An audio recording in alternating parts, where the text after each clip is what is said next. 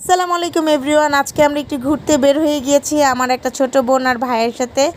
তো আজকে এখানে আমরা একটু ফুচকা খাবো, আর মামা কিভাবে ফুচকা বানাচ্ছে, মামাকে বলেছে একদম বেশি করে ঝাল করে ফুচকা বানিয়ে দিবেন।